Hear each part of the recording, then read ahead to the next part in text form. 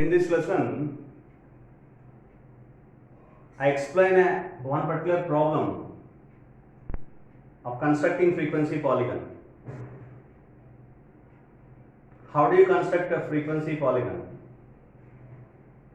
for a numerical data? So this is what the data is given. I have considered class interval. These are the class intervals and frequency. The frequencies are considered corresponding to the class intervals.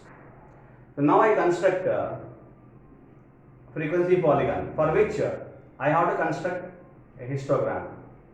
Now first of all we have to see whether the given grouped frequency distribution is continuous or not. It is a continuous grouped frequency distribution, 0 to 10, 10 to 20, etc. Therefore it is continuous. Therefore now I construct a histogram. To construct a histogram, take a graph paper, consider suitable scale on graph for x-axis and y-axis. That is what I am doing now. So I am considering one particular graph. So you take a graph paper and draw relevantly, reasonably, and so that consider the scale on x-axis and y-axis. So I am writing the scale here, x-axis, the scale on x-axis, it is going to be considered. You see here up to 70, so therefore I am considering for each and every width of the class interval is 10, so therefore I am considering 1 centimeter is equal to 10 units. And then on y-axis, if we consider y-axis, and the maximum number is 24, so therefore we can consider easily the 12 centimeters. So therefore 1 centimeter is equal to 2 units I am considering. 1 centimeter is equal to 2 units. So this is what the scale I have considered for x-axis, on x-axis and y-axis, for two axes separately, right? So now I am starting drawing the scale. On x-axis it is visibly I am considering it here 0, 10. You see here I have shifted this origin, the origin here up, I am considering the origin over here, RC 0, 0, 10, 20, 30, 40, 50, 60 and 70. The maximum value I have considered 70, which is there in the class interval of the given data. And here it is 2, 4, 6, 8, 10, 11, 12, 14, 16, 18, 20, 22, 24. So 2, 4, 6, 8, 10, 12, 14, 16, 18, 20, 22, 24. These are the values I have considered on y-axis. On y-axis and on x-axis I have considered the values here. On x-axis class intervals is considered, and on y-axis frequency. Respective frequencies have been considered on y-axis. So therefore this is what the scale I have considered. Now you draw the histogram, that is draw rectangles corresponding to the class intervals. Consider the frequency and represent as rectangle. That is what the point. Consider the frequency 5 corresponding to the class interval 0 to 10. So here it is, I want to specify one more, is origin. Origin here minus 10 and 0. Minus 10 and 0 origin, or else you can write this. No problem because we have shifted. So consider the frequency, first frequency of corresponding first class interval 5, 0 to 10. 0 to 10 it is 5. So it is, I am drawing somewhere here. I am not writing the values here now because of the reason that so our results you can indicate with inside. Even then we indicate that. For time being I am indicating here 5. And then 9, it is for the class interval 10 to 20, it is 9.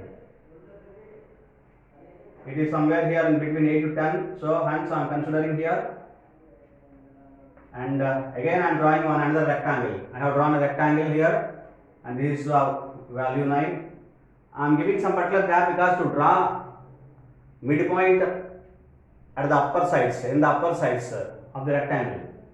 And 20 to 30, frequency is 12. So exactly 12. So against to 12 I am plotting here. This is what 12. And then against 30 to 40 class interval is 16. 16 is also, so exact point which directly we can easily identify. And this is what 16 I am writing here. And then 40 to 50 it is 24. The corresponding frequency is 24. 24 the highest value here. This is what the value 24.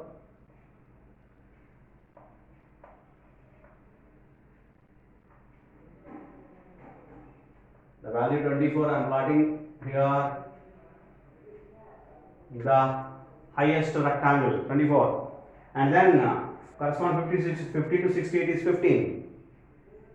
15 it is in between 40 to 16. So hence it is I am drawing somewhere here approximately I have considered. So you draw exactly, and then last frequency is 8 corresponding to the class interval 60 to 70. So it is 8. 8 is also an exact value which you can represent.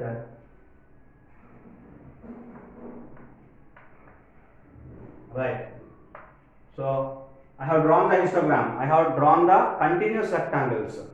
I have represented the frequency in terms of rectangle.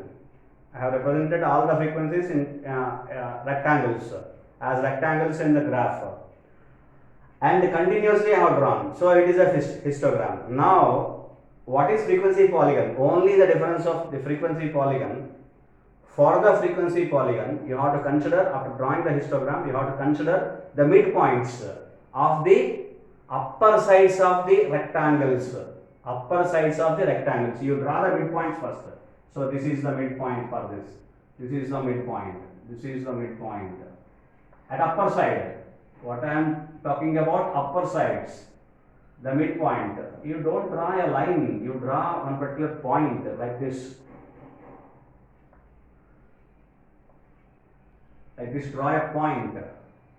One particular point. You take pencil and draw one particular point exactly. And then by taking scale, you have to draw the straight lines. Joining, what is the frequency polygon is nothing but joining the midpoints of upper sides. Midpoints of the upper sides of the continuous rectangles. In the histogram, that is nothing but frequency polygon. Frequency polygon is nothing but joining the midpoints of the upper sides of continuous rectangles in the histogram. Right? So therefore, you have to join these 2 points. Roughly I am drawing here. By using scale, you have to draw these values. So this is what I have drawn by dotted lines. These 2 particular points you can draw a straight line, or I am drawing dotted lines which will be very clear, is going to be obtained. And similarly, join the midpoints continuously.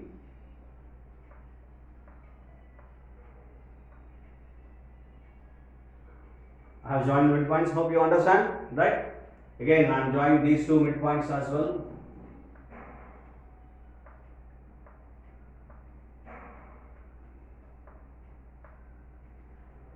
And now again I am drawing the last one.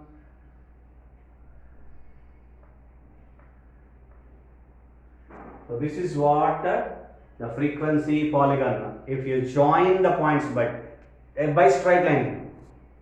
So here to here a straight line is going to be drawn. From this midpoint to this midpoint, again a straight line. Like that, again a straight line, again a straight line. Again these 2 midpoints, straight line, and also straight line. You have to join one midpoint to another midpoint continuously. Adjacent rectangles. For adjacent rectangles, you have joined the two midpoints by straight line. That is what frequency polygon. Hope you understand. This is what the frequency polygon respectively which is there for this problem. Well, it is easily understandable. I hope you understand. Thank you.